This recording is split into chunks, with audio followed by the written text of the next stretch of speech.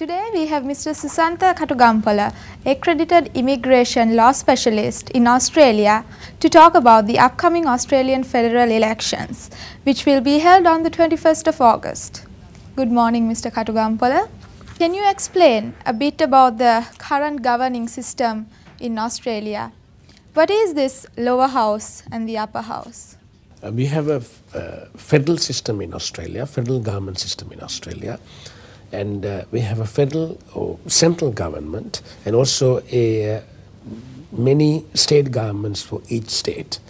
And however, the federal government reserves the powers in external affairs, finance, and immigration, and main issues that runs in the country.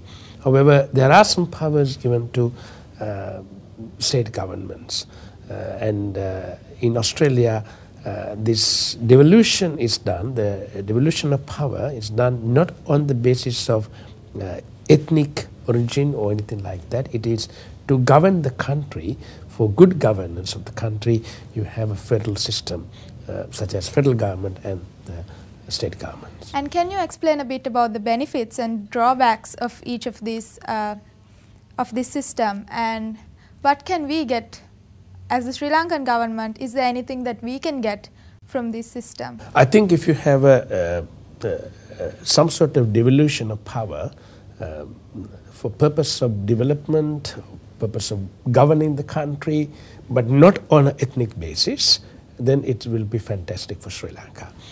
Nevertheless,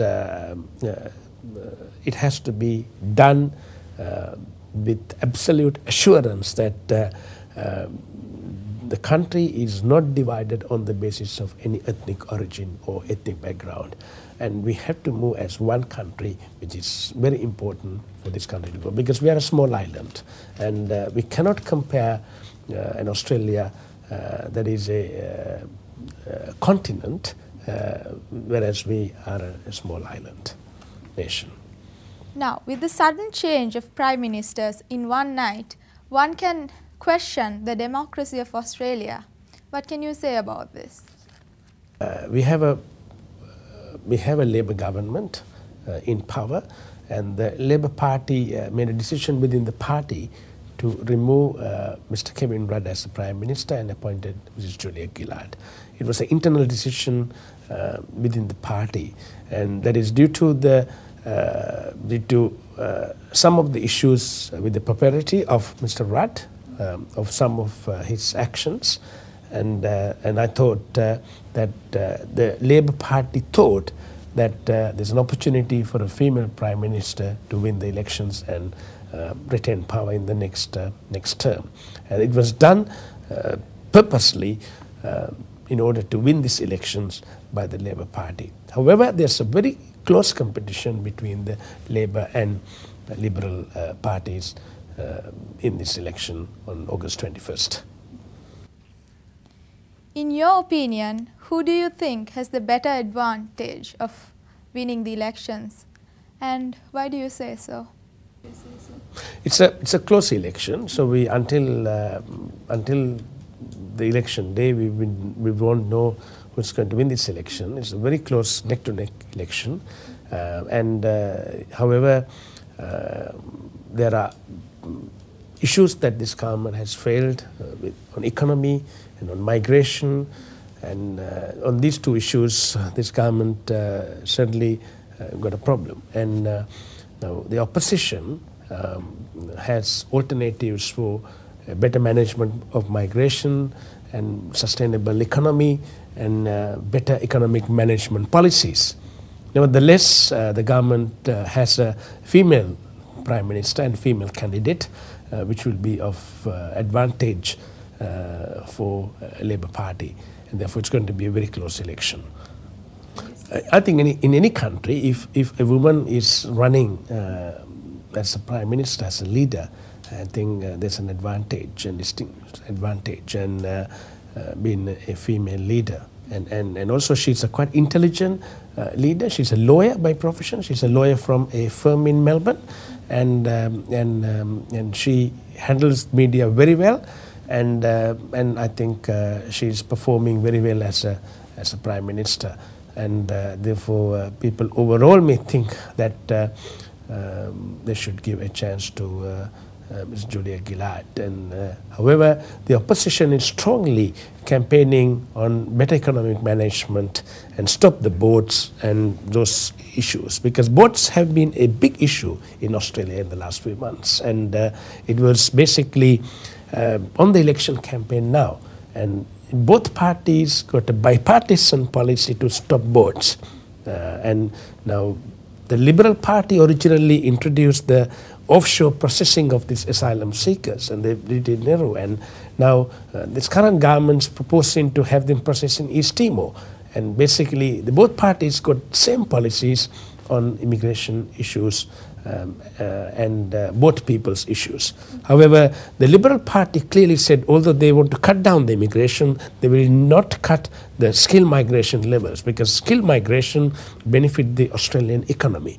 The Australian Chamber of Commerce and Australian Reserve Bank Governor clearly expressed their views in public that sustainable immigration is very important for the economic growth. And also the Reserve Bank Governor said last week that Australia has survived in the global economic crisis because Australia has a very good population growth. It is double of US and 6 times more than UK, whereas UK and US, both countries have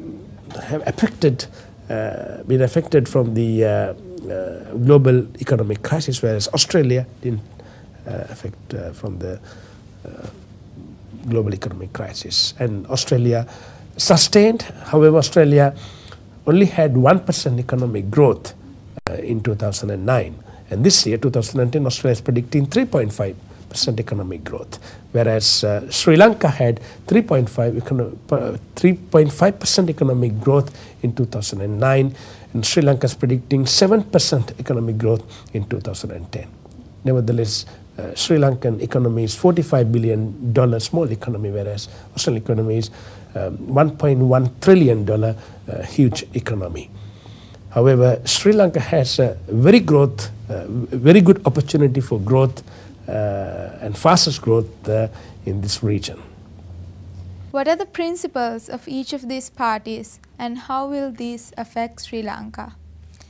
Which party do you think would be more beneficial to Sri Lanka, especially in the light of these current immigration issues between Sri Lanka and Australia? If you look at the skill migration issue, I think Liberal Party policies will benefit the Sri Lankans who want to go on skill migration.